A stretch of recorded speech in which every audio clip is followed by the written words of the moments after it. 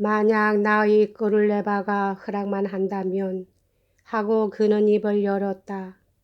꼬를레바란 뭐죠? 꼬를레바란 뜻인가요? 갑자기 그루센카가 말참견을 했다. 당신들의 얘기를 듣고 있노라니 무서워서 못 견디겠어요. 그보다도 믿자. 앉으세요.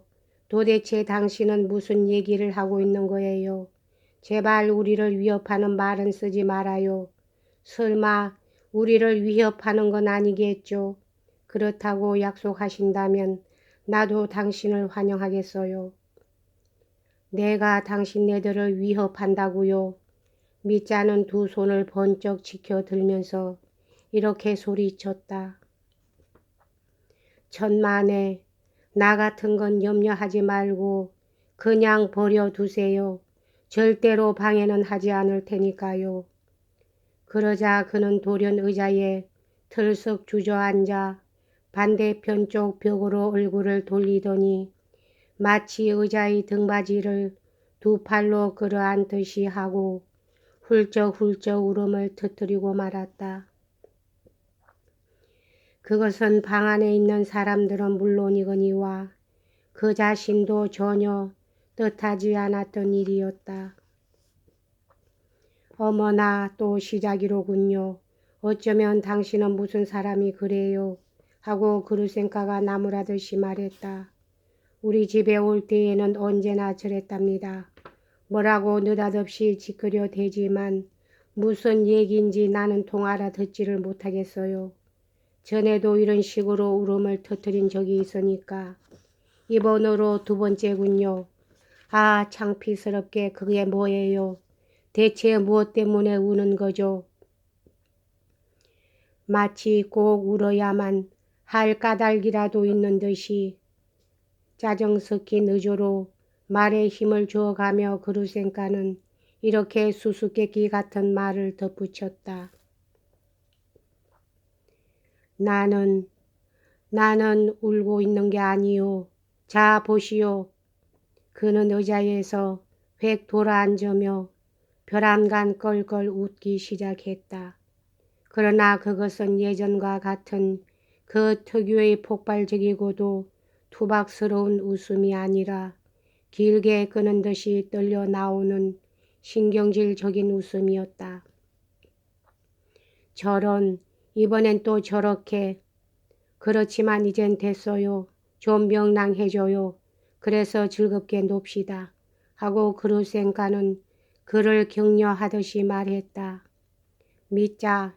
당신이 와줘서 정말 기뻐요. 들리나요? 내가 기쁘다고 하는 말이. 난 이분도 우리와 자리를 함께 했으면 좋겠어요. 하고 그녀는 모두들을 향하여 명령조로 말했으나 사실은 소파에 앉아있는 사내에게 들으라고 한 말인 것 같았다. 그래도 괜찮겠지요. 만일 이분이 가버린다면 나도 가겠어요. 아시겠어요? 하고 그루센카는 눈을 반짝이며 이렇게 덧붙였다. 우리 여왕께서 하시는 말씀은 곧 법률이지요. 폴란드 신사는 잠옷 능글맞은 태도로 그루센카의 손에 키스를 하며 말했다. 빤께서도 동석해 주시기 바랍니다. 그는 밑자를 향해 상냥스럽게 말했다. 밑자는 뭐라고 웅변이라도 토하려는 듯 벌떡 일어서서나 실은 그것이 아니었다. 여러분, 우리 모두 같이 마십시다. 장황스런 연설 대신 그는 이렇게 한마디 외쳤다. 모두들 웃었다. 어쩌면 난 또 이분이 한바탕 짓거려 대려는 줄만 알았어요. 그루센카가 신경질적으로 소리쳤다. 이봐요 밑자. 하고 그녀는 강압적인 의조로 덧붙였다. 이젠 다시 공연히 벌떡 일어나거나 하지 마세요. 그렇지만 샴페인을 가져오신 건 참 잘했어요. 나도 마시겠어요. 난 과실주 같은 건 정말 싫거든요. 그보다도 당신이 오시길 참 잘했어요. 모두들 따분해서 죽을 지경이었는데 당신은 또 주연을 버리려고 온 모양이군요. 하지만 그 돈은 제발 주머니에 넣어두어요. 대체 어디서 그렇게 많은 돈을 구했지요? 밑자의 손에 여전히 쥐어져 있는 지폐 뭉치는 모두들의, 특히 두 사람의 폴란드인의 주의를 끌었다. 밑자는 그것을 황급히 호주머니에 집어넣고 얼굴을 붉혔다.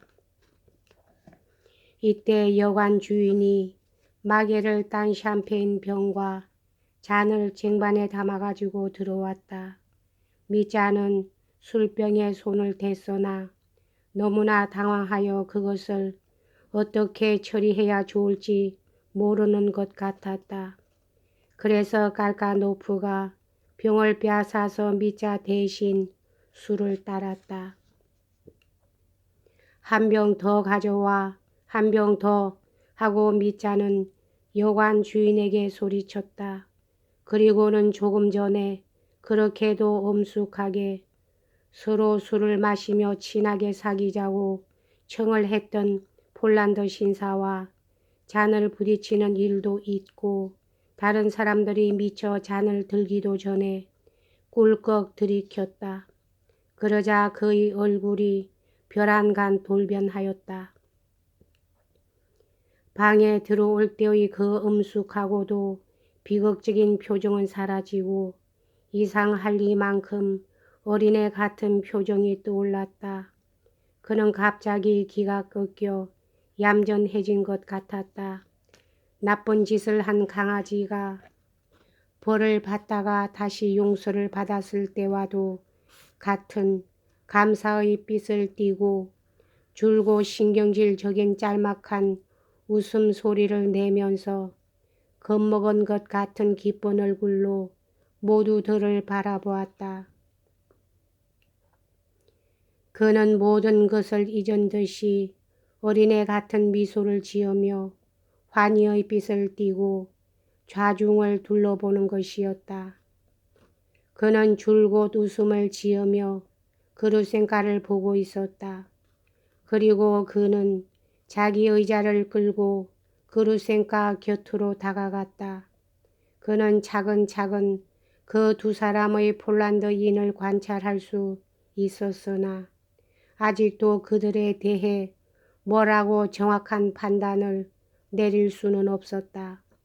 소파에 앉아있는 폴란드 신사는 그 위험 있는 태도와 폴란드 사투리 그리고 특히 그가 갖고 있는 파이프로 밑자에게 강한 인상을 주었다. 뭐 아무려면 어떤가 그가 파이프를 피우는 솜씨가 훌륭하건 않건 상관없는 일이다 하고 밑자는 생각했다. 약간 살이 찐 그 중년 신사의 얼굴이며 유난히 조그마한 코며 그 밑으로 보이는 가느다랗고 짧고 빳빳한 염색한 것 같은 콧수염은 밑자의 마음에 아무런 의혹도 불러일으키지 않았다. 무서울 정도로 관자놀이개로 치켜 올려 빛은 보기 흉한 시베리아식 가발도 그다지 밑자를 놀라게 하지는 않았다. 가발은 역시 저런 식으로 써야 되는 모양이군 하고 밑자는 행복한 기분에 젖어 생각했다. 벽 밑에 앉은 또 다른 폴란드인은 소파에 앉아있는 신사보다 훨씬 젊어 보였는데 그는 거만하고 도전적인 태도로 좌중을 둘러보며 말없이 멸시하는 듯한 표정으로 사람들의 대화에 귀를 기울이고 있었다. 이 사내가 밑자에게 준 인상은 소파에 앉아있는 신사와는 어울리지 않을 정도로 멋대가리 없이 엄청나게 키가 크다는 것뿐이었다. 저 사람이 일어서면 아마 2미터 반은 실이 될 거야 하는 생각이 미자의 머릿속을 스치고 지나갔다. 또한 이런 생각도 떠올랐다. 저기 키가 큰 사나이는 소파에 앉아있는 신사의 친구인 동시에 호위병이면 틀림없을 것이니까 파이프를 입에 문 작달막한 신사의 명령대로 움직일 것이라는 것이었다.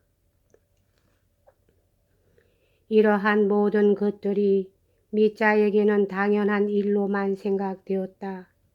일체의 경쟁의식이 이 강아지의 가슴 속에서 완전히 위축되어 사라지고 만 것이다. 그루센카의 태도나 그녀의 입에서 던져진 몇 마디 수수께끼 같은 말의 어조에서도 그는 아직 아무것도 눈치채지 못하고 있었다. 그는 오로지 그루센카가 자기에게 친절하게 대해주고 자기를 용서하여 곁에 앉게 해주었다는 사실에 가슴 설레이고 있을 뿐이었다. 그는 그루센카가 술잔을 들어 마시는 것을 보고 너무 기뻐서 어쩔 줄 몰라 했다. 그러나 좌중의 침묵이 돌연 그를 놀라게 한 모양이었다. 그는 무엇을 기대하는 듯한 눈으로 일동을 둘러보았다. 그런데 왜들 이렇게 멍청이 앉아 있는 겁니까? 왜 여러분은 시작하지 않는 거지요? 미소를 띄운 그의 눈은 이렇게 묻는 것 같았다. 저 사람이 아까부터 자꾸만 엉뚱한 소리만 하고 있어서 우린 줄곧 웃고 있었답니다. 깔까노프가 미자의 마음을 알아차렸는지 막시 모프를 가리키며 말을 꺼냈다. 미자는 깔까노프를 바라보았으나 곧 막시모프 쪽으로 눈길을 돌렸다. 여기까지 하겠습니다.